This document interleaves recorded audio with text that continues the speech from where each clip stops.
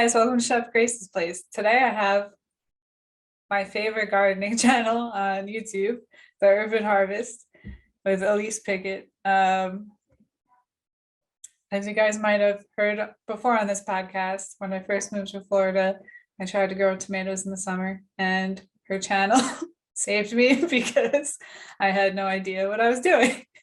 So I'm really happy to have her on today to talk about growing food in Florida and also growing food in a smaller space and being able to grow enough food to pretty much supplement most of your food that you eat. So, hey, Elise, how you doing? How's it going? I'm good. How are you? Good. So, Go ahead. I was gonna say, so how did you get started in this whole urban farming stuff? Yeah, so I've been gardening my whole life ever since I was a kid. Sorry, I'm outdoors as usual. Some noise in the background. That's growing food in the city, right? So yeah, I've been growing food ever since I was a kid. I went through the typical teenage years where I was like too cool for school and stopped doing all that stuff. But once I got back to being an adult and started learning about my food and where it came from and everything, I went back to gardening, and I did so in a more organic and sustainable way than I was necessarily raised. So I've been growing food and doing that thing since I was in college as a organic and sustainable growing method. And then I kind of got to the point where people were coming to me and asking on a pretty consistent, regular basis, for help. And they just didn't have anybody to learn from. They didn't have that initial, like I used to garden with my father. He kind of helped me learn the ins and outs of it. And not everybody has somebody to ask. And so I decided to help fill that role for people who don't have someone guiding them, or a family or a friend, that has a little bit of knowledge to share. I hopefully can give them that information so that people can get growing their own food. Did you study agriculture in college too? So kind of yes, kind of no. I was in the College of Agricultural and Life Sciences. I actually went into wildlife ecology and conservation with a minor in zoology. So I did more of the animals. But I was gardening through that time. And then afterwards I took formal education courses. I did commercial urban ag courses, learned all about aquaponics, commercial gardening, composting. I've taken any number of classes. But it's all been post-secondary education. I also am a permaculture design course. I took that as well. So I have more of the food forest aspect of things as well as annual vegetable gardening. I just watched your latest video with 5 fruit trees that you should grow. Yeah. That's a good. 5 fast-growing fruit trees, I think it was, or maybe 7. Did I do 7? I can't even remember. I have more than 7 on the property, so. It was so a lot of my listeners probably don't know what like food forest means or permaculture means. So can you kind of and how, you say food forest, but on a small scale, how do you have is it more like the food woods? Yeah, no, not a forest, maybe. No, we're not working with acres. Yeah. So I live in the city. I live on a 5,600 square foot lot. You can do a lot in a very small space. But the concept of a food forest or permaculture, and the definition of permaculture is permanent agriculture. So basically, when you're taking a permaculture approach to growing food, you are simply putting systems in place or setting those plants up to maintain themselves on their own without as much input from us. So if you think about growing those tomatoes that you said, every single year, you have to plant some seeds or buy some starts. You have to put them in the ground. You have to tend them and care for them. They need, typically they're going to need consistent water. They're going to need nutrients. You're going to have to re-sow them every single year.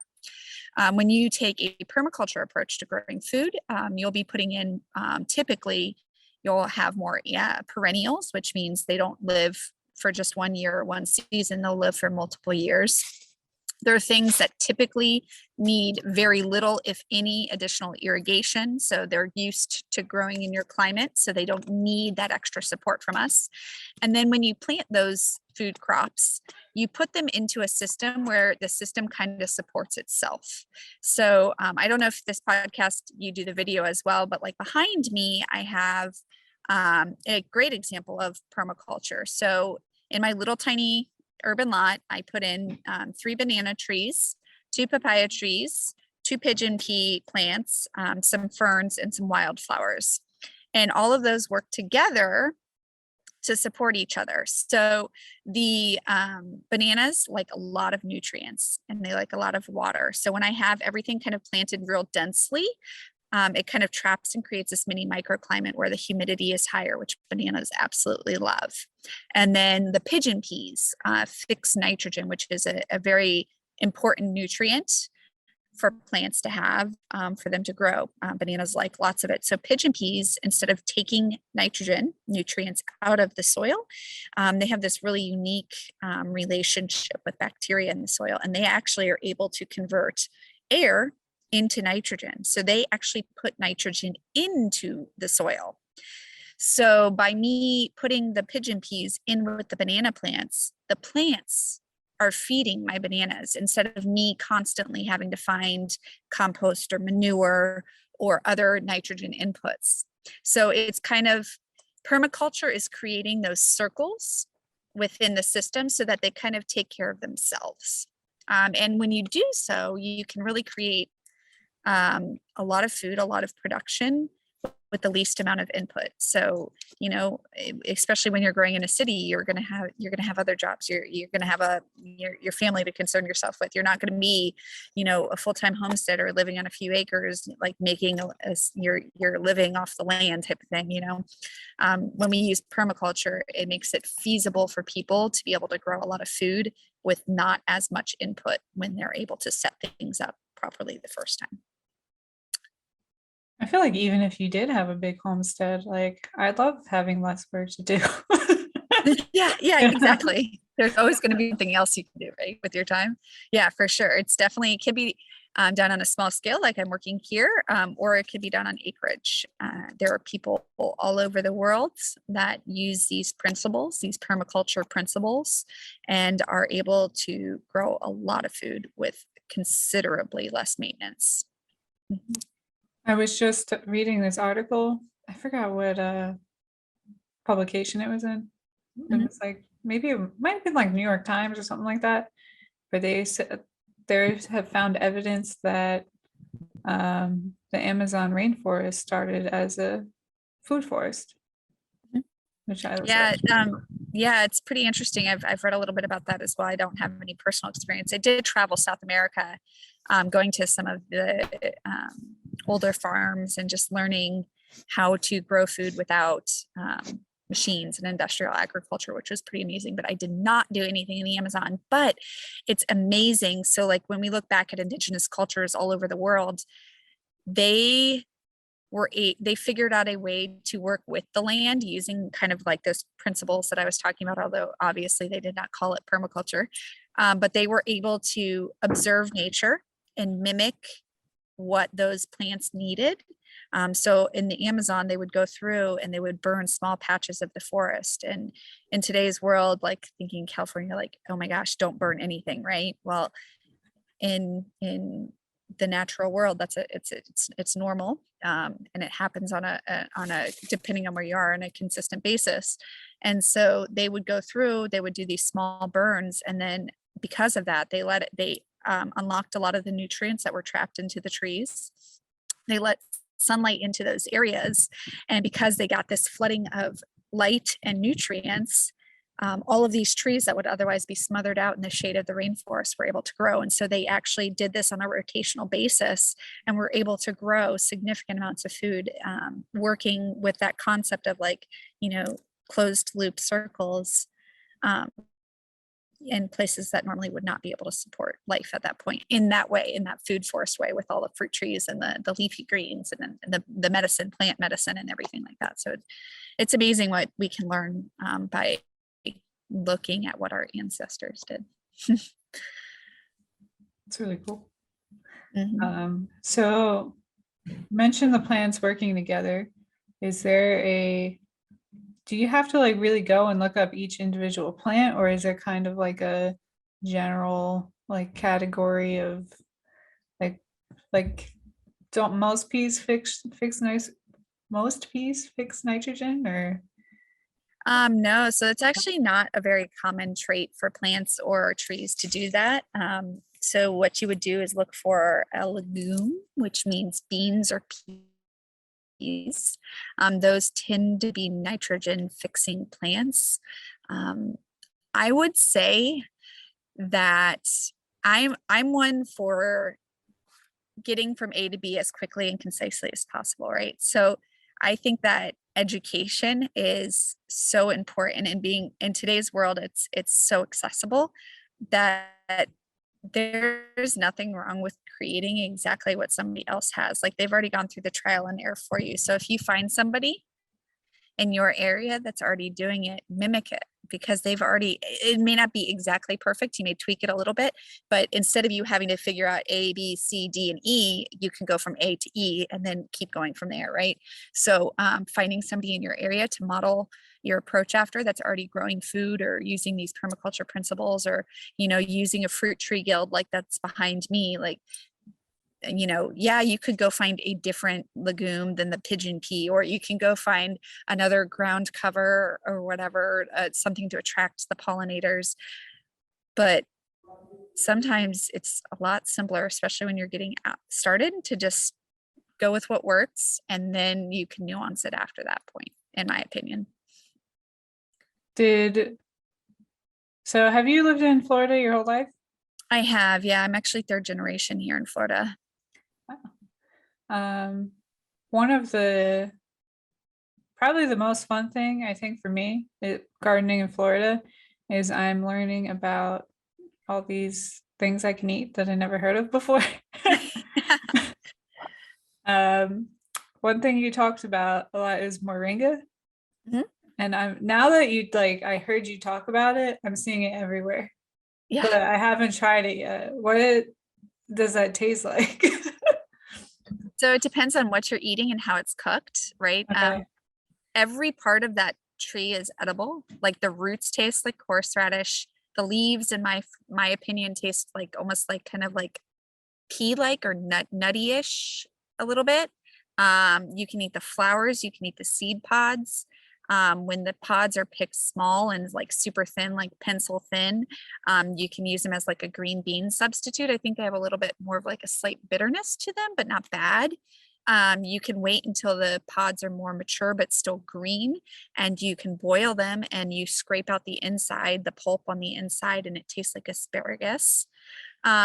These trees are called the tree of life for a good reason. They're incredibly nutrient dense, and they have so much to offer. And that's like a perfect permaculture plant, right? So they grow really well here. They don't need supplemental water. They don't need supplemental nutrients. They're used to growing in our sandy soils. They don't have pest issues. The only caveat with moringa is it grows fast because it is well adapted to here. So it's something that you would prune on a regular basis to keep small, unless you want a shade tree. But if you want it to stay small or whatnot, you would have to prune it 1 to 2 times a year. You could just kind of cut it down a little bit.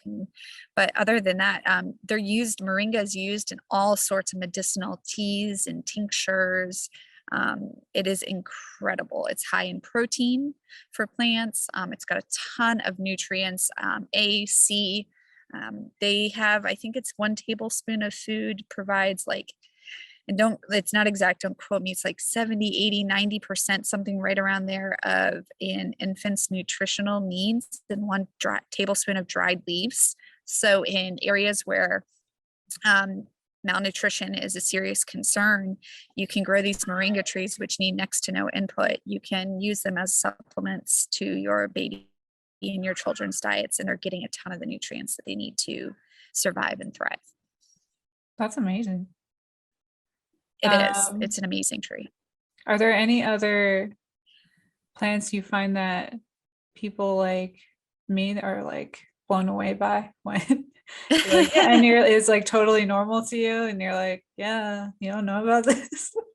I don't know. I would say that's one that's I think in my personal opinion, everybody should have a moringa tree.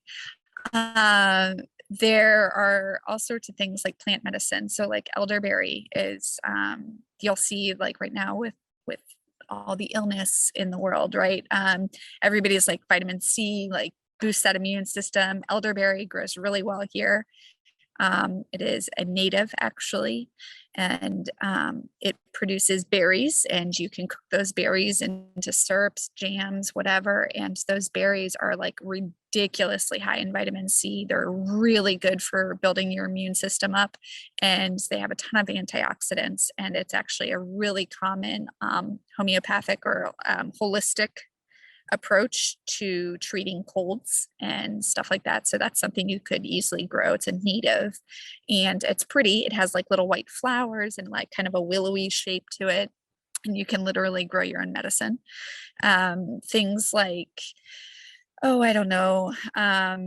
Chaya is a leafy green that's really abundant. It grows really well here. It's also called tree spinach, and it puts out pounds and pounds of leafy greens that you can use for cooked greens with no supplemental watering or irrigation or care. They grow in our sandy soil. You literally take a stick of it. They call them sticks, but it's basically a cutting from the tree, and you just stick it in the ground and water it for a week or two until it forms just a little bit of roots. But then after that, it takes care of itself, and you'll have leafy greens year round without any maintenance or input from you.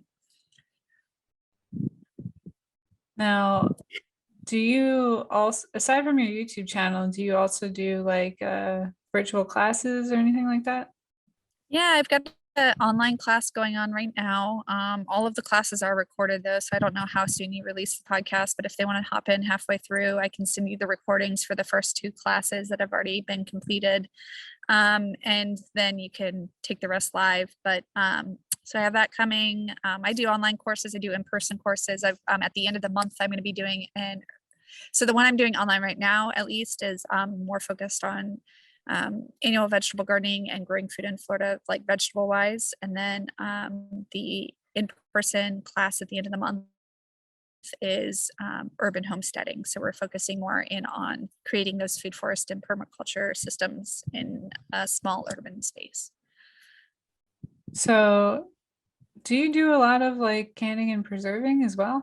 Or you just Yeah, I try to do some. I used to do a lot more. I used to, make my own bread and do kombucha and can and all the good stuff. I have 2 little ones now, so not quite as much time for that as it used to be. But my theory is once I have a 9-month-old, when she gets to, a little bit more self-sufficient, crawling, playing with herself, hopefully I'll be able to get back to some of the things I love a little bit more. But I also think too, I absolutely can and preserve and think that there is functionality for saving foods so that when they're out of season, you can access them. But I also teach or believe in eating seasonally. And especially here in Florida, we have an amazing potential to grow food year round here. So if you're able to accept not having, strawberries in October or, lettuce in the middle of the summer, which there are a lot of alternatives that taste like those things. But if you're willing to either think outside of the box a little bit or rotate what you're eating as the year progresses and the season progresses, you technically don't need that preservation aspect of things, which in my opinion, and especially for people with busy lives, like, yes, technically you're growing year round, but you also don't have a lot of the like time or like maintenance aspect of things, trying to like grow a ton of food in like yours. Like if you're up north, like you grow a ton of food in the summer and then you have to can it all and preserve it all. You don't have anything going on in the winter, but like it took a lot of time then. So here in Florida, we can just grow year round and walk out our backyards and harvest what we need for the meal as we go, instead of having to put forth all that effort with preservation. Yeah, except when it comes to mangoes. Yeah, well, there's actually we have like a 2/3 of the year, a third, like half the year. You can have mangoes, avocados. We can grow 11 out of the 12 months in the year. I just So meant because it's always so many at once. yeah, And yeah, then you're like, what do I do with all these mangoes? I've made so much like mango ice cream since I've been down here. yeah, sorbets and preserves. I do chunk a lot of that kind of thing, and I'll throw it in the freezer, and we'll just make smoothies, green smoothies throughout the year. But yeah, we definitely rotate. There's uh Florida Fruit Co-op. He goes around Florida and he gets a bunch of seasonally available fruit from Florida, and then he does like CSA boxes. So they're all in season fruit, and he's able to provide fruit to people year round. But it just changes. So you're not always going to have oranges, or you're not always going to have mangoes, but there is always going to be some sort of sweet, delicious fruit that is available throughout the year. I So do just being love able to switch it that. up. I love Yeah. CSAs for that. I wish Mhm. I was talking to someone else about that. I feel like if they made like Uber Eats or like Grubhub, but for farmers, so you could get Yeah. your CSA to your door, or just like like that day the farmer puts, oh, this is what I have, and then like people can have a driver come get it. Like Yeah. that's the future right there.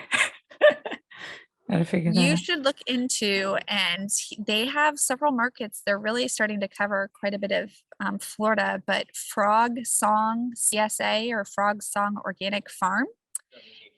They have, I think, at least 5 or 6 points all over the state of Florida where they'll actually deliver to your door. Wow. And they work with a co-op of local growers, small scale growers, all organic. And they will, you can do it 2 different ways. They have their CSA boxes where they basically give you what is abundant for that time of year.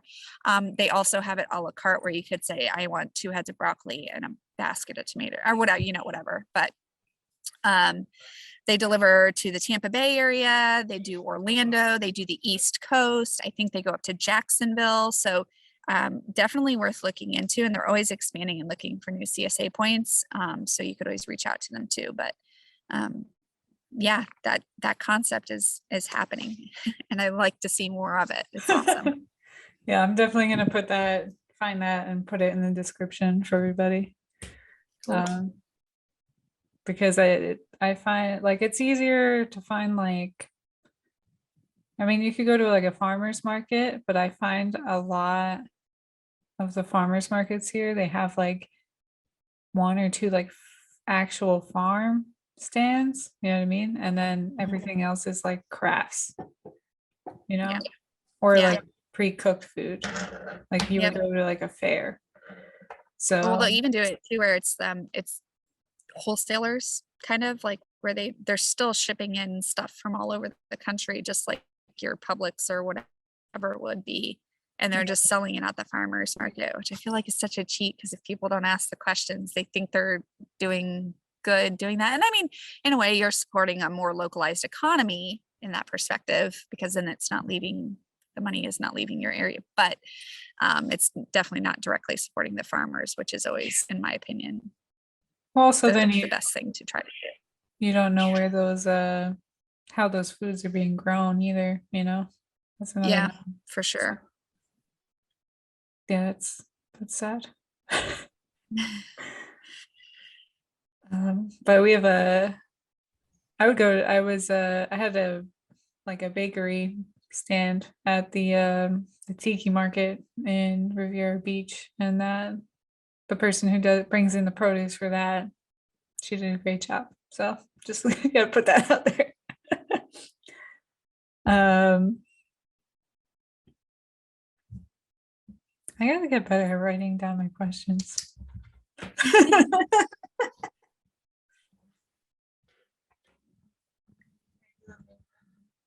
So what would your advice be to, okay, so let me back up. So in Florida, like I live in like a condo, you know?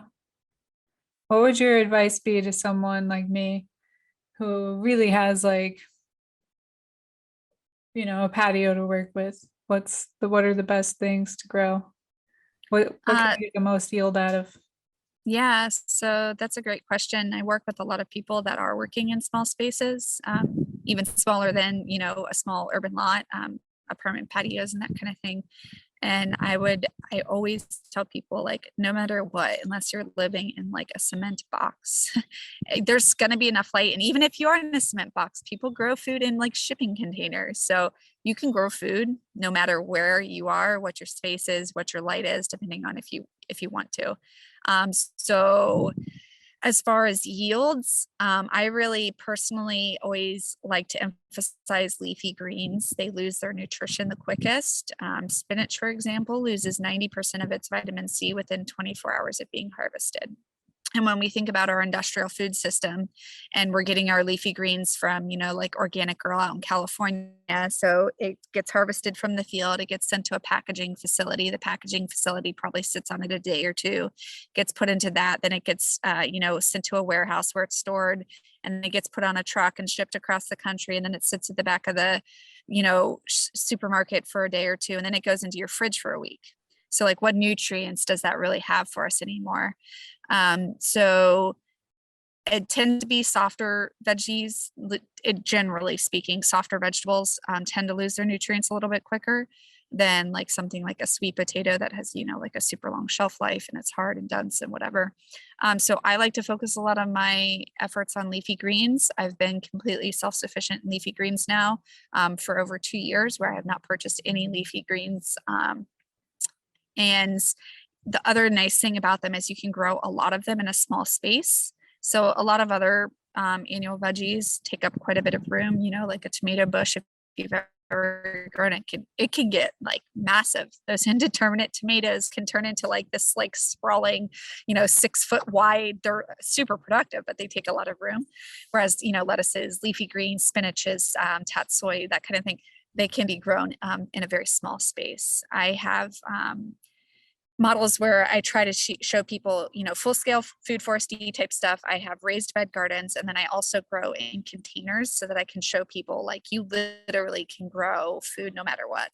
I grow in green stock vertical gardens, and I can send you, I am an affiliate with them, but I grow in them. I've grown in them for seasons and I love them. It's soil based, and you can grow I think it's like 60 something square feet of space, but it's only 2x2 wide. Like the footprint on this thing is 2x2. And it has like six, so 7 times 5, that's 35 pockets worth potentially that you can put food into, and it grows up, and it's super easy to water and everything. And it's soil based, which I think is really important instead of the hydroponics.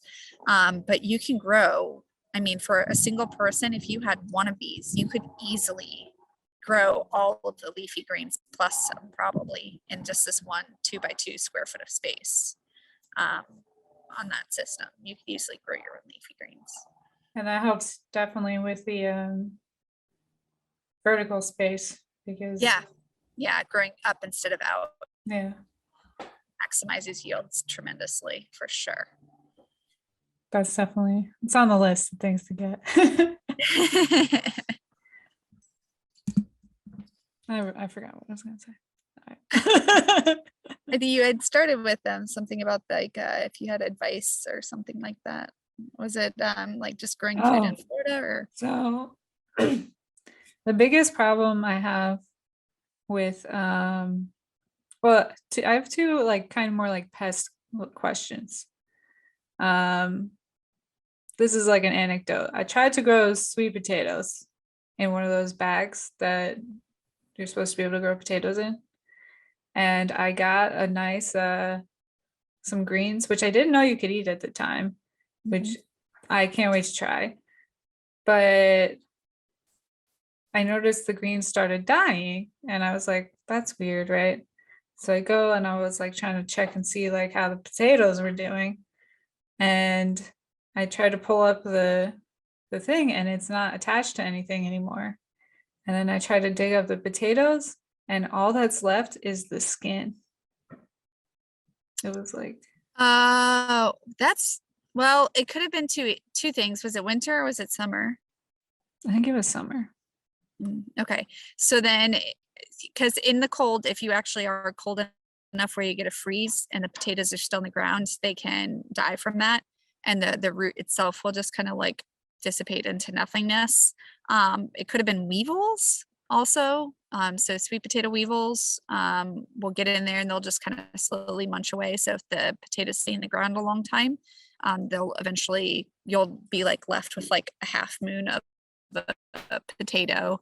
Well, they'll just eat away at it, or you'll have ones that have a ton of pock marks all over it. But that would probably be my two guesses without having seen the pictures or whatever. But sweet potatoes, along with any other vegetable or crop, really benefit from crop rotation. But if that was your first time planting it and it was in a grow bag, I doubt that was the issue. There's probably either the cold or the weevils found them quick enough that, or it could have been too. Some people don't realize sweet potatoes take like 6 months at least. So sometimes you'll go check it and you'll have greens up top all day long, but the roots just haven't formed really yet. No, like I dumped out the bag to look for the potato and it wasn't in there, which is the skin. Did you plant the original potato or did you do vines, slips? No, it just like it was like a potato from the grocery store. Oh yeah. So then it was probably, Weevils. yeah, would be my guess. Evil weevils. Evil weevils. The other thing is when you're planting crops so densely, my other nemesis, well, my other powdery mildew and whiteflies. Yeah. So, I found a pretty easy solution, I think. So I take a permaculture approach to things. So I try to do less maintenance. I also do, it's called integrated pest management, IPM, fancy term, but basically it means like hands off unless absolutely necessary. That takes a little bit of setup involved. So if that's not something you're at yet, I find Earth's Ally to be really easy. So it's essential oil based or whatever, and they have a fungicide and they also have a pesticide, but it's all essential oils and it's completely safe to use. So if you're having issues with whiteflies or fungal issues, you can do one of those two options. And then also too, if you like and you're not vegan or vegetarian, you can do a 50-50 milk water spray for any sort of powdery mildew issues. And it works really, really well. They've actually done like scientific research studies at the universities. They haven't quite targeted or figured out what it is. They think it's the lactose, because if you use like coconut milk or like alternatives, it doesn't work. It has to be cow's milk. But as long as you have cow's milk in your fridge, 50-50, and it'll get rid of the powdery mildew just as effectively as any other fungicide out there. does that, I mean, pasteurized? Probably. Yeah. It doesn't matter. It can be raw if you want, if that's what you guys drink. But yeah. Also, it doesn't like smell like old milk then after a while. I didn't notice it. So you just you apply, you dilute it. It's 50-50 water, milk. You spray it on the plants very early morning or in the late evening after the sun's down. That kind of is a thing with all sprays ever on plants. You never want to do it like midday, it can burn the plants. And it just coats on. You spray it on the underside of the leaves, the stems, the tops of the leaves. So you want to try to coat the whole plants. I think that's where a lot of people will go, I don't want to say wrong, but they'll take a misstep is, you know, you only spray the 1 or 2 leaves that look like it has it. Those spores are all over the plant. So if you're not treating the whole plant, or it's even potentially neighboring plants, it's going to come right back. And I have a ton of, you've referenced a little bit, that's how you found me, but I have a ton of videos online. So I have ones on powdery mildew. I have ones on sweet potatoes. I have ones on tomatoes. I cover the gamut, 80-90 videos all on Florida-based vegetable gardening. So if you have a problem, I've probably done a video on it. That's true. Well, thanks so much for coming on. Absolutely. Also, It was good chatting. All your courses and stuff will be in the description if anybody wants to take the courses too. So Yeah, thank you so much for coming on. This is great. Grace, I'll talk soon.